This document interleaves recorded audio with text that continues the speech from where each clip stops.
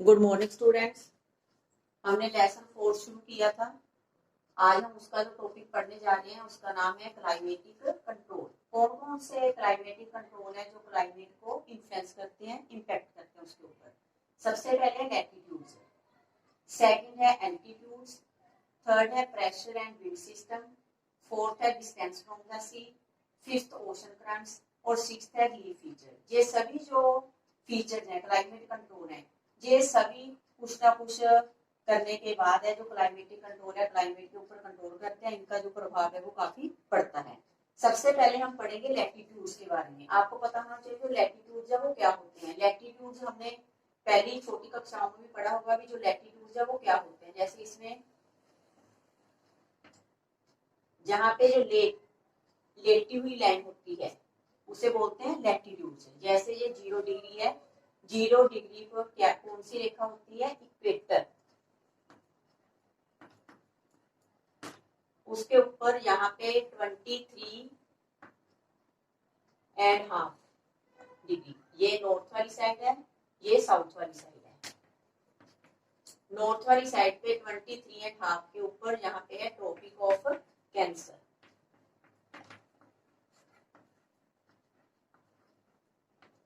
और साउथ वाली साइड में यहाँ पे 23.5 पे है ट्रॉपिक ऑफ कैप्रिकॉर्न।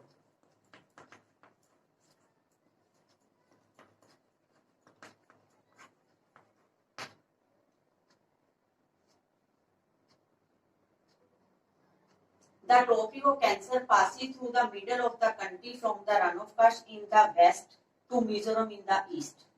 जो कहते हैं ट्रॉपिक ऑफ कैंसर है वो कहते हैं कंट्री के बिल्कुल बीच में से निकलती है रन ऑफ कच्छ, वेस्ट वाली साइड पे रन ऑफ कच्छ और ईस्ट वाली साइड पे मिजोरम।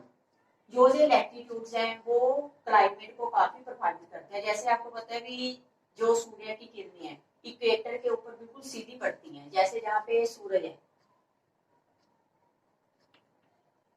तो यहाँ पे जो सूर्य की किरणें हैं वो बिल्कुल सीधी पड़ेंगी इस वाले एरिया पे।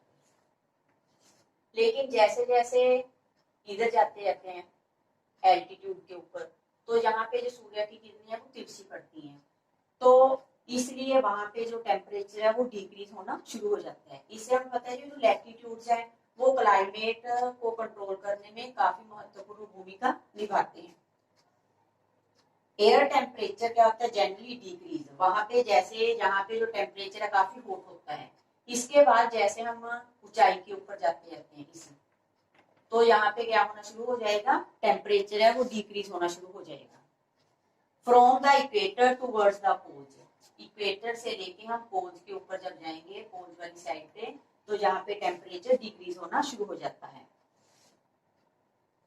Tropic of Cancer belongs to the tropical area. जो ट्रॉपिक ऑफ कैंसर है जो सारा जो एरिया ये वाला ये ट्रॉपिकल एरिया बोला जाता है इसे। All the remaining area north of the tropics lies in the sub tropics. जो कहते ये वाले एरियाज हैं इसे सब ट्रॉपिक्स के नाम से जाना जाता है। Therefore India's climate has characteristics of tropical as well as sub tropical climate. इसलिए भारत का जो क्लाइमेट है ट्रॉपिकल भी है और साथ साथ में सब ट्रॉपिकल क्लाइमेट भी है। सेकंड हम पढ़ेंगे एल्टीट्यूड्स के बारे में। एल्टीट्यूड्स क्या होता है, जैसे हिली एरियाज हैं, हिली एरिया के जैसे ऊंचाई पे हैं, जैसे ये काफी ऊंचाई पे चले जाते हैं। जैसे जैसे जैसे हम ऊंचाई पे जाएंगे आपको पता है जैसा हम गर्मियों में हिल स्टेशन के ऊपर जाते हैं तो हिल स्टेशन पे क्या होता है जो टेम्परेचर वो कम होता है, वहां पे जो गर्मी है वो कम पड़ती है। जैसे जैसे हम एल्टीट्यूड्स पे जाते हैं तो atmosphere becomes less dense and temperature decrease. तो टेम्परेचर क्या होना शुरू हो जाता है, डिक्रीज होना शुरू हो जाता है। The hills are therefore cooler during summer. इसलिए जो हिली एरियाज है वो समर में भी क्या होते हैं, ठंडे होते हैं। India has mountain to the north. जो नॉर्थ वाली साइड है, ये नॉर्थ वाली साइड है इंडिया में, यहाँ पे कहते हैं माउंटेन्स पाए जाते हैं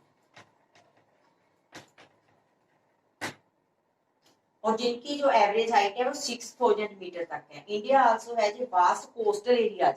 इंडिया में काफी कोस्टल एरियाज भी हैं। कोस्टल एरियाज कौन से होते हैं,